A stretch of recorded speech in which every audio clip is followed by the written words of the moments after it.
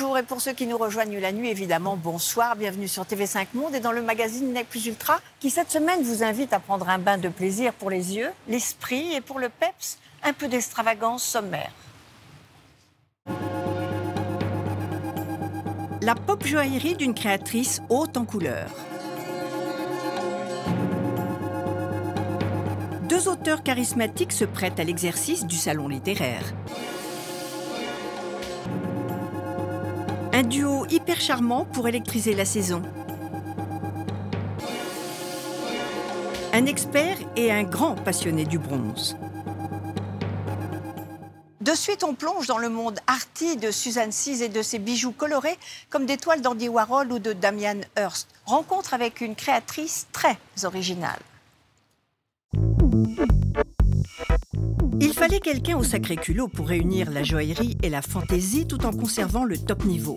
Rien n'est trop beau, rien n'est trop fou pour la précieuse mais pas guindée Suzanne Seize. Pour suivre le fil de son histoire, il faut remonter un peu le temps.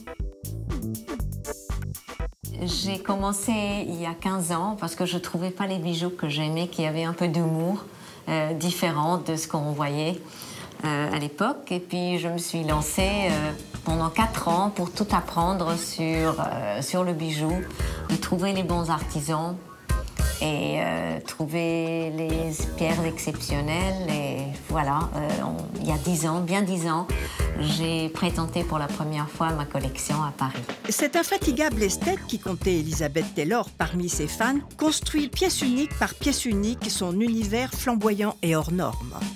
J'aime beaucoup travailler avec le titane parce qu'on peut mettre beaucoup de pierres. Ça peut être assez spectaculaire sans que ça nous pèse et qu'on a mal parce que c'est nous qui devons les porter, donc il faut que ça soit confortable en même temps. J'aime aussi beaucoup travailler avec une autre matière semblable au titane, c'est le zirconium, qui est aussi une matière très dure. Merveilleuse à travailler parce qu'il y a cette couleur de canon de fusil que je peux rendre mat et qui a cet aspect de sculpture que j'aime beaucoup. Cette année, une belle édition lui dédie un ouvrage édité en forme d'abécédaire. Et pour décliner son vocabulaire, le galeriste Pierre Passebon lui consacre une exposition. Ce qui est beau dans le travail de Suzanne, c'est que c'est de la haute joaillerie de grande qualité, mais en même temps, il y a beaucoup d'humour. Et si vous vouliez offrir une pièce, quelle serait-elle? Je suis assez fasciné par l'émeraude, parce que je trouve la taille et la couleur magnifiques, et d'avoir eu cette idée de le mélanger aux perles fines, je trouve ça très, très étonnant. J'ai réalisé pour lui exclusivement, pour la galerie, quelques sculptures avec mon ami de vieille date, les Lifesavers. Les sculptures reprennent les thèmes de ses bijoux, et qu'elle a enfermés dans de la pâte de verre. Aux racines de son inspiration, il y a l'effervescence new-yorkaise du début des années 80. Elle y fréquentait Basquiat, Andy Warhol ou Julian Schnabel. La création contemporaine est fondatrice de sa démarche. Je ne pourrais pas vivre sans l'art contemporain. Ça m'accompagne maintenant depuis plus de 30 ans, donc c'est devenu vraiment une partie de ma vie quotidienne. Ça booste la créativité, c'est sûr. J'ai beaucoup de choses, beaucoup d'œuvres qui m'ont inspirée à faire certaines créations. Comment en arrivez-vous à concevoir une nouvelle pièce? Ça peut tout à fait venir d'une inspiration, d'une œuvre, d'une sculpture, peu importe. Ça peut venir de la nature, mais normalement, ce qui se passe, c'est que je me l'imagine dans la tête. Après, je fais des petites sketches. Et après, je m'imagine exactement la matière dans laquelle on va pouvoir le réaliser. Et sur quelle matière travaillez-vous ce motif? Là, c'est fait avec de l'émail, parce que c'est seulement comme ça que je réussis à faire la couleur intensive comme la vraie pilule. L'idée est de réussir exactement comme l'original dans ce cas-là. Et c'est fait avec de l'émail et de l'or. Pionnière en la matière, elle fait sauter les carcans propres à la joaillerie. J'aime beaucoup les pierres précieuses et les pierres fines, de couleur surtout.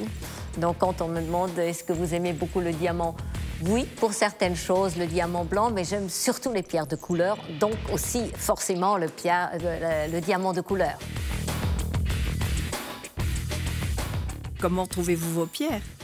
J'ai des gens qui cherchent pour moi, ou alors je vais un peu partout dans le monde où j'ai des gens de confiance que je connais, avec lesquels je travaille depuis des années, qui me trouvent des choses qui sortent de l'ordinaire et qui sont excitantes. Il faut que ce ne soit pas pris trop au sérieux, il faut que ce soit très bien fait, merveilleusement fait dans nos ateliers à Genève, mais en même temps, il faut que la qualité, c'est très belle, mais l'idée soit drôle derrière. De la couleur, de la joie, un monde pétillant qui ne cède rien à l'excellence de la fabrication. Des fois, on a eu des pièces, on a fait un bracelet dragon, où on a mis une bonne année pour le finir, et je pense que Gilles, qui l'a fait, il avait envie de me taper plusieurs fois. Parce que, voilà, on n'est pas content jusqu'à ce que ça ne soit pas parfaitement réussi, c'est ça l'idée. Quand on ne fait une chose qu'une fois, on peut avoir le luxe d'y aller jusqu'à ce que ça soit vraiment parfait. Et c'est que là que ça me fait plaisir. Et qui sont les femmes qui portent Suzanne Sise? C'est des femmes qui sont plutôt fortes, qui ont une forte personnalité, qui sont assez sûres d'elles. C'est souvent des femmes indépendantes. Et pour moi, c'est la liaison avec l'art contemporain. Je pense qu'il leur plaît aussi parce que c'est une inspiration forcément qu'on voit dans mes créations. Un peu le côté pop art. Il faut aller de l'avant, faire des nouvelles choses, trouver des nouvelles matières. C'est ça qui est excitant. Cette créatrice apporte sans aucun doute sa pierre joyeuse et colorée à l'édifice de la joaillerie contemporaine. Pause littérature avec les invités du salon d'Anaïs, Didier Van Kovlart et Patrick Poivre d'Arvor. Un luxe pour l'esprit. Les grands esprits se rencontrent au salon d'Anaïs Sassy qui prolonge une tradition franco-française de l'échange littéraire en bonne compagnie. L'auteur Didier Van Kovlart présente ses 2 derniers ouvrages, dont l'un parle de toutes les occurrences de l'impossible et l'autre d'une société très secrète, les abeilles. Curieusement, les salons littéraires, je suis allé déjà, étaient en dehors de France, notamment au Liban, en Italie, en Belgique. C'est une chose qui s'est un peu perdue en France et qui revient enfin, dans un lieu privé aussi beau ici, avec un moment d'échange, de partage et d'intimité en même temps. Donc je trouve ce lieu et cette ambiance très stimulant et touchant à la fois. Et notre hôtesse de rendre le compliment. Autant j'ai été passionnée par le dictionnaire, autant j'ai été émerveillée par votre livre sur les abeilles, parce que c'est un vrai régal, c'est une vraie poésie à l'œil et à l'ouïe. Oui, en plus, j'y suis que pour 50%, parce qu'il y a des photos absolument sublimes. Il y a des photos absolument sublimes. Ça m'a permis de développer beaucoup de choses. Le fonctionnement de la ruche a sans doute inspiré les constructions sociales des premiers hommes. Et ils ont sans doute appris l'agriculture, principe d'agriculture avec les abeilles, la transformation d'une matière première, la fleur, en miel, qui devient nourriture pour eux. Mais le miel ne se dit pas doux. C'est vrai que le fait de l'écouter, c'est fabuleux. Et on rentre tout à fait dans son univers. On n'a qu'une envie, c'est en savoir un peu plus et se plonger dans ses mots une fois qu'on a lu ses paroles. Ce salon littéraire, parfois c'est très littéraire, mais aujourd'hui c'est un peu moins littéraire parce qu'on parle des abeilles, on parle des forces surnaturelles, mais comme il est un peu en dehors des normes, et ça fait plaisir, c'est très dynamique. Dans quel salon cet auteur aurait-il été présenté?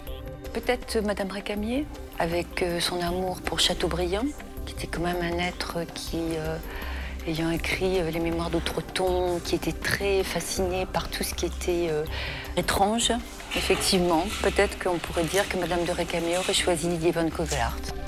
Les sauts temporels n'étonnent pas les passionnés de surnaturel, car à l'impossible, nul n'est tenu. Et justement, écoutons les 1001 vies de celui qui fut longtemps la personnalité préférée des Français et qui évoque dans son livre ses souvenirs. J'aime ça parce qu'on est très solitaire quand on écrit et donc on a besoin à un moment donné de partager. Et donc, bah oui, puis d'avoir un retour sur ce qu'on a pu écrire, c'est important ça. Vous consacrez des très belles pages sur vos grands reportages. Quels sont vraiment les moments les plus forts, finalement? Qu'est-ce le premier dont vous parleriez? De ces 10 000 JT, je pense que c'est les 200 ou je ne sais pas combien, 250 que j'ai présentés à l'étranger. Vous êtes quand même un peu au cœur de l'histoire. Et je dirais, il y a une part de soi qui est presque un peu flattée d'être dans l'histoire. Et puis, il y a une part excitée, évidemment, par l'histoire, même quand l'histoire est dramatique. Donc voilà, tous ces moments-là étaient des moments assez forts. Et cette fois-ci, c'est à lui qu'on pose les questions. Bonsoir. Étant étudiante en journalisme, en fait, j'aurais aimé savoir quel serait le conseil le plus pertinent que vous auriez à donner pour justement des jeunes qui voudraient se lancer dans la profession. Je pense qu'il faut juste avoir de l'enthousiasme, une certaine générosité, quand même, être intéressé par les autres. Ça, c'est vraiment capital. Pas trop d'idées préconçues. Et puis de la rigueur, enfin, travailler et recouper ces informations. Avec ça, normalement, vous devriez vous en sortir. Et qu'est-ce qu'évoque pour vous le salon littéraire? On pense tout de suite à Madame de Récamier, parce qu'elle avait belle mine et belle fréquentation aussi. Donc c'est sûr qu'un salon, évidemment l'hôtesse, ça compte. Nous avons une charmante hôtesse, mais plus généralement la compagnie. Donc de ce point de vue, je crois que l'esprit devait voler très haut chez elle. Et quelle salonnière aurait reçu Patrick Poivre d'Arvor? Ninon de l'Enclos, parce qu'elle aimait les hommes. Et elle aimait les hommes qui aimaient les femmes. Donc elle aurait aimé Poivre, effectivement. Elle aurait aimé l'inviter. Et en plus, comme Poivre, Patrick Poivre d'Arvor est un homme de lettres, un grand lettré, c'est aussi une grande femme. On l'oublie un petit peu, on l'a mis un petit peu dans la catégorie des femmes galantes, alors que c'est vraiment une grande salonnière, c'est une femme de lettres. Et oui, le salon d'Anaïs Sassier est décidément le dernier salon où l'on cause. Tout de suite, on saute à pieds joints dans la vague d'extravagance et le talent couture de la maison. On aura tout vu défiler.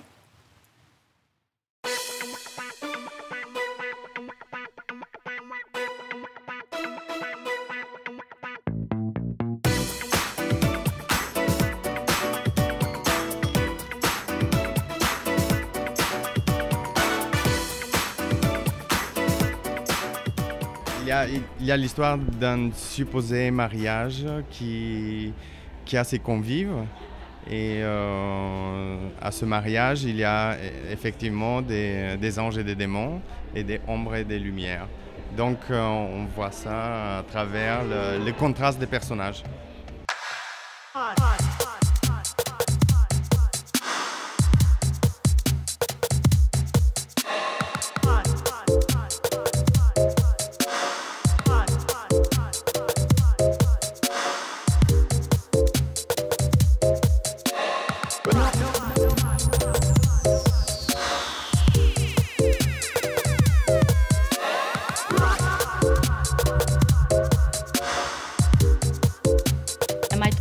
C'est un duchesse, mousseline, cristal, résine.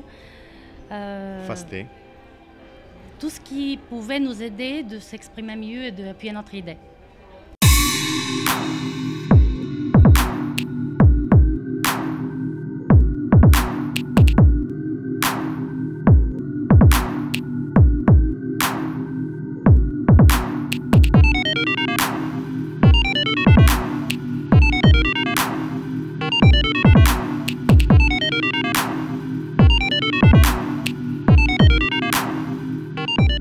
Les coupes qui sont vraiment étudiées d'abord parce qu'on voulait montrer un savoir-faire qu'on voudrait propre à la couture. Propre de la couture.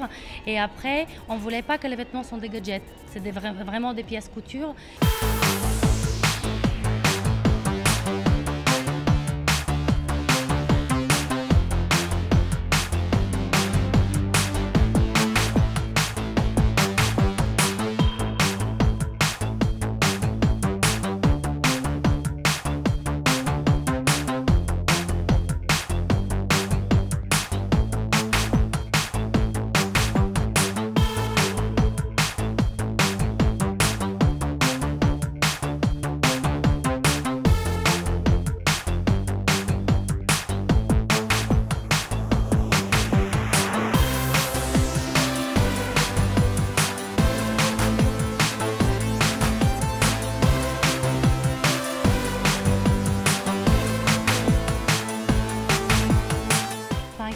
qui est une petite surprise pour tous nos invités.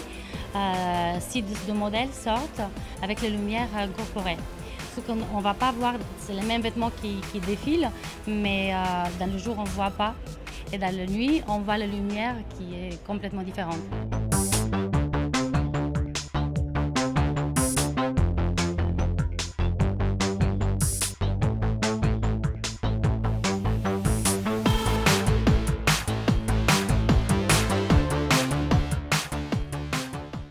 Je vous invite maintenant à faire quelques brasses dans l'univers du bronze, de Barry à Rodin, en passant par Mayol et Bugatti, de la beauté pure.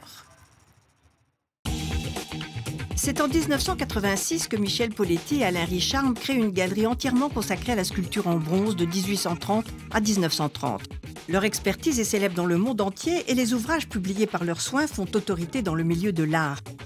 Ça doit faire plus de 30 ans que je me passionne pour ce matériau. J'ai clashé, je me rappelle, quand j'avais 14 ans, sur un petit bronze qui était un lieu serpent de Barry, estampillé Barry numéro 15. Personne ne savait et personne ne comprenait ce que c'était. Et quand j'ai eu ce petit bronze entre les mains, j'ai eu mon attention et j'étais comme capté par cet objet. Alors le bronze, c'est quelque chose qui a une puissance et une force extraordinaire.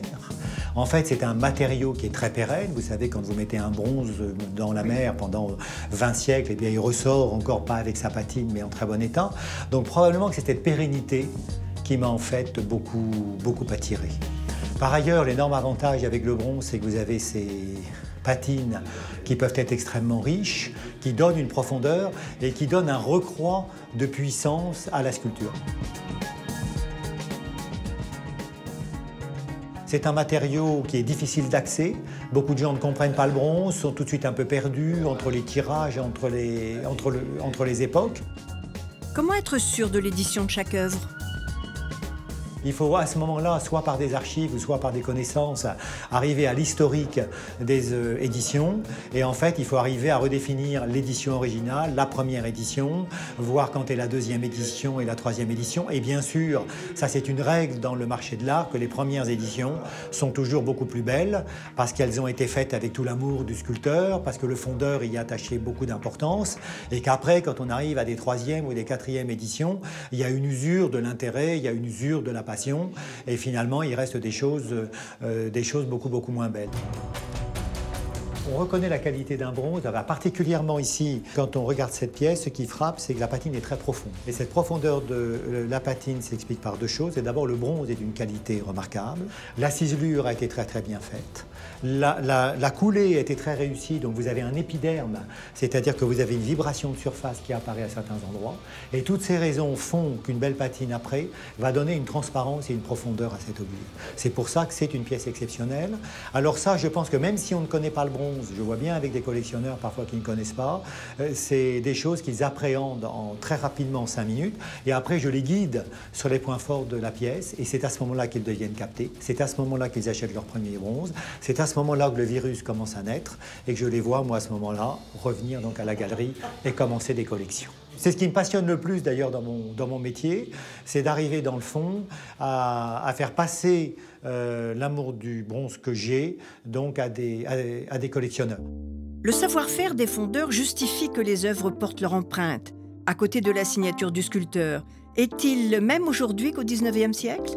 On ne coule pas le bronze de la même manière. Au XIXe siècle, le bronze était essentiellement coulé par les techniques de la fonte au sable. Donc les fondeurs de cette époque-là maîtrisaient totalement les techniques de la fonte au sable, qu'on maîtrise à mon avis moins bien aujourd'hui, du moins plutôt qu'on pratique beaucoup moins aujourd'hui, donc automatiquement le savoir-faire est un peu parti.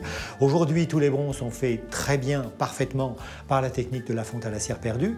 Donc il y a certains modèles du coup qui vont être plus difficiles à rendre aujourd'hui par cette technique de la fonte à la cire perdue. Une chose aussi qui est très importante, c'est que si vous prenez l'activité globale des fonderies au XXe siècle, elle est peut-être 10 fois, 20 fois, 30 fois, peut-être même 40 fois moins importante quand on voit tous les fondeurs à Paris qu'il y avait au XVIIIe, au XIXe, qu'elle ne l'était à cette époque-là. Donc automatiquement, le savoir-faire est moins bon. Et je dirais qu'il y a aussi moins d'intérêt dans la création contemporaine pour le matériau du bronze, ça c'est une certitude totale, et pour une certaine perfection technique. L'œil est moins formaté à s'intéresser à cette qualité. Et c'est pour ça que nous, notre travail, ça va me passionner dans les 4-5 prochaines années, va être justement d'essayer de porter un nouveau regard sur le bronze, qui n'est jamais que la restauration du regard original tel que l'avaient tous les grands esthètes de la moitié du 19e siècle. Dans ce que vous présentez au Grand Palais, quelle est la sculpture que vous préférez? Ce que j'ai vraiment trouvé tout à fait exceptionnel dans cette pièce, c'est d'abord, bon, bien sûr, l'ensemble général. Et c'est la façon dont l'artiste a eu la manière de faire le soclage. C'est très dur, a priori, de faire un beau soclage pour une pièce comme ça, parce que c'est un détail. La panthère n'est pas représentée en entier. Et le génie un peu de l'artiste, c'est qu'il n'a pas basé sur un cube qui a à peu près le volume de la tête, donc ça fait un équilibre. Mais ici, il a fait ce décrochement. Et ce décrochement est très important, parce que c'est celui qui met en valeur, finalement, l'ensemble et tout le génie et le talent de l'artiste. Quel est le profil du collectionneur de bronze aujourd'hui? On a des collectionneurs qui sont un peu, je voudrais trouver un mot, mais je veux rester dans le très correct, mais qui sont passionnés et qui sont fous de bronze, quoi. Et qui sont fous de la qualité du bronze, qui sont fous de la rareté. Et donc, c'est des collectionneurs qui sont, on pourrait dire, accros au bronze énormément. Qui ne font pas ça par spéculation, qui ne font pas ça du tout aussi par esbrouf, je dirais. Beaucoup de gens, quand ils achètent une œuvre, c'est pour eux-mêmes, c'est pour en profiter eux-mêmes, pour la caresser le soir, et non pas pour les montrer à des amis quand ils viennent dîner. Donc, c'est quelque chose qui est très personnel et qui est très intériorisé. Donc, du coup, c'est effectivement des collectionneurs passionnés et très forts, s'accrocher très fort. Et pour les spéculateurs, il y en a. Le bronze est-il une valeur? Quand il y a un beau bronze qui passe, quand il est iconique, quand il est emblématique, quand il est irréprochable, la cote n'arrête pas de monter et les prix sont de plus en plus importants. Que ce soit pour les bronzes du XVIIe, que ce soit pour les bronzes du XVIIIe ou du XIXe siècle et du XXe siècle, bien sûr, parce que vous savez que le bronze le plus cher du monde, c'est L'Homme qui marche de Giacometti, qui a dû faire 68 millions de livres il y a 2 ans. Donc le bronze, je dirais, ça m'a fait un immense plaisir, parce que le bronze, si vous voulez, grâce à cet Homme qui marche de Giacometti, eh bien, a atteint des prix extraordinaires. On ne nous embêtait pas avec le « oui, mais ça n'est pas une pièce unique, on ne sait pas combien il y en a exactement, etc. » Quand c'est beau, quand c'est emblématique, quand c'est iconique, le bronze a un avenir, à mon avis, tracé et très tranquille. Amoureux ou investisseurs audacieux, le bronze, quoi qu'il en soit, fera des heureux en septembre à la prochaine Biennale des Antiquaires. On peut rêver. Aujourd'hui, c'est Stéphane Roland qui nous donne sa définition du luxe. Sans ce détail qui fait la différence, sans cette perception, sans ce détail qui peut être invisible à l'œil nu parfois, voilà, on n'obtient pas ce grade d'excellence. Donc c'est ça aussi le luxe. Après, on peut partir dans d'autres philosophies, c'est-à-dire que le luxe, c'est aussi de prendre le temps. Le luxe, c'est, vous voyez, la liberté, avoir l'espace, la liberté, ce qui est de plus en plus rare aujourd'hui. Donc ça, c'est une autre partie, d'autres codes du luxe. Vous le savez, vous pouvez nous donner votre définition du luxe sur la page Facebook de Nec Plus Ultra. Merci de nous avoir suivis. Merci à la piscine Molitor de nous avoir accueillis. Je vous retrouve la semaine prochaine, toujours sur TV5 Monde, sur notre page Facebook ou sur YouTube. Pour finir, on demande à Miss Métro encore quelques conseils pour quitter élégamment une chambre d'hôtel. Au revoir. Quand on va à l'hôtel, le personnel, comme la clientèle, a son rôle à tenir et nul n'est exempt d'un certain savoir-vivre. Le client est roi et à plus forte raison, son comportement se doit d'être élégant. Pour le règlement de la facture, moi je recommanderais d'appeler la caisse. Ainsi on pourra la vérifier et pourquoi pas la régler directement depuis la chambre. Il est toujours très plaisant, c'est vrai, de trouver un accueil avec un mot, des friandises, des boîtes à bonbons, du champagne, du meilleur cru. Bien sûr, toutes ces choses vous sont offertes. Si elles ne sont pas consommées sur place, vous pouvez appeler le service des étages et le serveur viendra vous emballer votre bouteille de champagne ou bien vos petits fours dans une boîte à gâteaux et vous l'emmènerez à la maison puisque ça vous est offert. Il peut y avoir une quantité de lignes de produits d'accueil dans le salon de bain. Ils sont quand même inclus dans le prix de l'hôtel, donc donc ils sont offerts aux autres. Le dernier point est peut-être le plus généreux et le plus attentif. Ce serait peut-être le pourboire, ce qu'on appelle un petit cadeau. On va laisser un petit billet sur l'oreiller ou alors glisser un petit pourboire dans une enveloppe avec le prénom de la personne qu'on déposera à la réception. Toutes ces marques de reconnaissance vous seront rendues lors de votre prochain séjour. D'où l'intérêt d'être un autre habitué dans un hôtel en connaissant les règles de l'étiquette pour quitter sa chambre. L'éthique rejoint l'étiquette.